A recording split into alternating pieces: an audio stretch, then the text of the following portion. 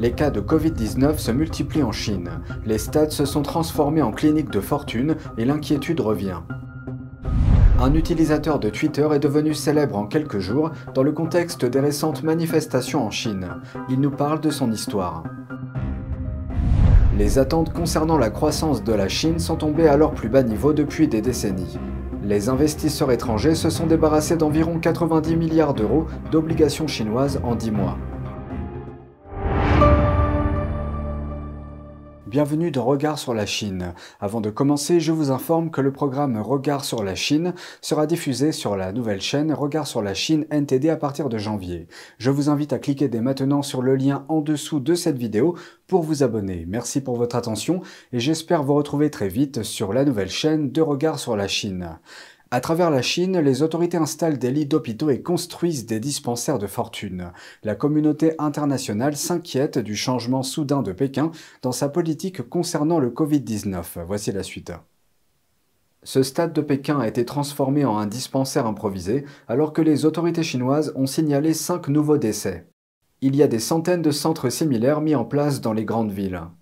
Ce mois-ci, la Chine a commencé à démanteler sa politique zéro Covid, les confinements et les tests de masse après des protestations contre les restrictions. Aujourd'hui, alors que le virus se propage dans un pays de 1,4 milliard d'habitants dépourvu d'immunité naturelle, après avoir vécu sous des mesures strictes pendant si longtemps, l'inquiétude grandit quant aux décès possibles, aux mutations du virus et à l'impact sur l'économie et le commerce. Xu Wenpo, un responsable du Centre chinois de contrôle et de prévention des maladies, a déclaré aux journalistes que de nouvelles mutations pourraient se produire, mais a minimisé les inquiétudes. Il a ajouté que la possibilité que les nouvelles souches deviennent plus mortelles est faible. La communauté internationale s'inquiète également de la décision surprise de Pékin de relâcher toutes ces mesures. S'exprimant lors de la même conférence de presse que Xu, le chef du département des maladies infectieuses du premier hôpital de l'université de Pékin, Wang Weichang, a déclaré que seuls les décès causés par la pneumonie et l'insuffisance respiratoire après avoir contracté le Covid seraient classés comme des décès dus au Covid. Les crises cardiaques ou les maladies cardiovasculaires causant la mort des personnes infectées ne seront pas classées comme telles. Au total, la Chine n'a signalé que 5 242 décès dus au Covid depuis l'apparition de la pandémie fin 2019, un bilan très faible au regard des données mondiales. Mais les doutes sont de plus en plus forts quant à la fiabilité des statistiques et au véritable impact de cette maladie après que la Chine a abandonné les mesures de restriction le 7 décembre. Depuis, certains hôpitaux sont réellement submergés, les pharmacies se vident de leurs médicaments. De nombreuses personnes se sont confinées toutes seules. Certains experts de la santé estiment que 60% de la population chinoise, soit 10% de la population mondiale, pourrait être infectée au cours des prochains mois et que plus de 2 millions de personnes pourraient mourir. La Chine ne classe que les décès causés par la pneumonie et l'insuffisance respiratoire dans la catégorie des décès liés au Covid-19. Alors qu'en France et dans d'autres pays du monde, des personnes décédées et positives au virus avaient été classées dans les décès liés au Covid-19. Ensuite, un zoom sur l'histoire d'un Chinois de 30 ans. Grâce à son compte Twitter, il est devenu l'un des plus importants canaux d'information lors des récentes manifestations en Chine. Lorsque les protestations historiques contre les restrictions liées au Covid-19 ont éclaté en Chine fin novembre, un compte Twitter intitulé Teacher Li is not your teacher est devenu célèbre quasiment du jour au lendemain. Ce compte, ou plutôt l'homme derrière ce compte, a publié des détails et des images de manifestations dans toute la Chine en contournant la censure en ligne de la Chine depuis son domicile en Italie. Même dans certaines petites villes et dans les quartiers locaux, les gens demandaient la levée des confinements.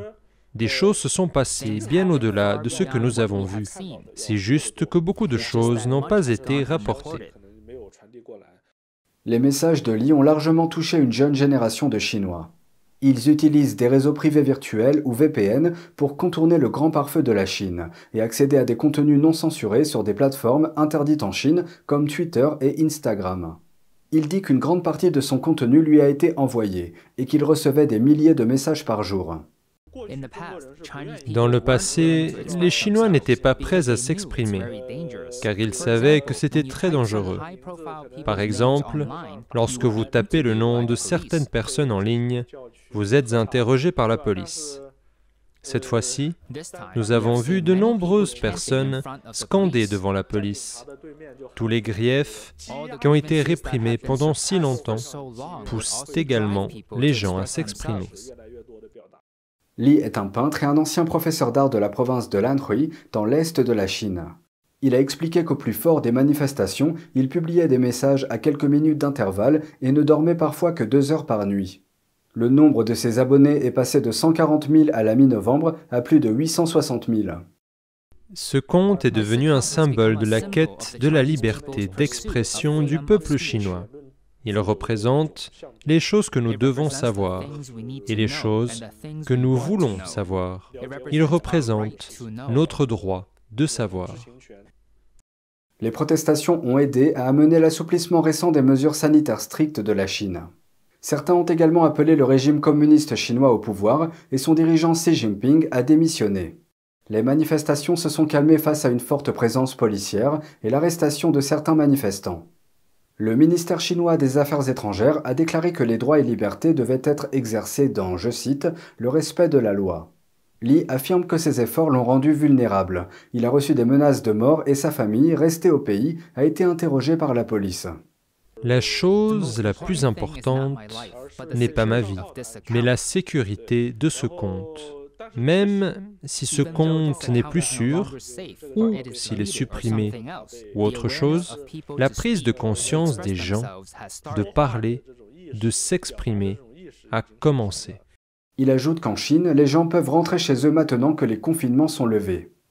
Pour l'instant, je suis une personne sans avenir. Malgré cela, il se dit déterminé à continuer.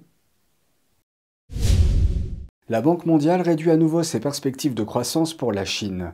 Elle invoque la pandémie et la faiblesse persistante du secteur immobilier. Dans un rapport publié mardi, la Banque mondiale a abaissé ses prévisions de croissance économique de la Chine à 2,7% pour cette année. Si cette prévision s'avère exacte, il s'agirait de la pire performance de la Chine depuis près d'un demi-siècle. Une enquête de World Economics montre que la confiance vis-à-vis des entreprises chinoises est tombée à son plus bas niveau en 10 ans.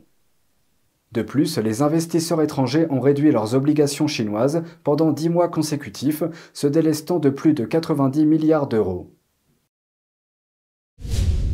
Un important fournisseur d'Apple risque une amende de la part du gouvernement de Taïwan. La société taïwanaise Foxconn aurait investi dans un fabricant chinois de microprocesseurs sans l'autorisation des autorités. Voici plus de détails. Foxconn est un fabricant d'iPhone et un des plus grands producteurs d'électronique au monde. L'entreprise a précédemment rendu public des investissements dans le conglomérat chinois de puces Tsinghua Unigroup. Mais elle a annoncé à la fin de la semaine dernière qu'elle allait vendre toutes ses actions pour une valeur de plus de 770 millions de dollars. Taïwan a déclaré qu'ils allaient infliger une amende à Foxconn car la société n'avait pas obtenu l'autorisation des autorités taïwanaises lorsqu'elle a acheté les actions. Selon des reportages antérieurs, l'amende pourrait s'élever à plus de 800 millions de dollars si elle est sanctionnée. Taïwan a renforcé sa législation pour empêcher ce qu'ils appellent le vol par la Chine de sa technologie de puce. Selon la loi taïwanaise, le gouvernement peut interdire les investissements en Chine sur la base de considérations liées à la sécurité nationale et au développement industriel. L'entreprise chinoise de puces Tsinghua Unigroup est un élément majeur de l'ambition du régime communiste chinois d'être autosuffisant en matière de semi-conducteurs. L'année dernière, elle s'est enlisée dans une dette de 30 milliards de dollars. Une autre société soutenue par Pékin l'a ensuite aidée en lui versant des milliards de dollars pour éviter la faillite.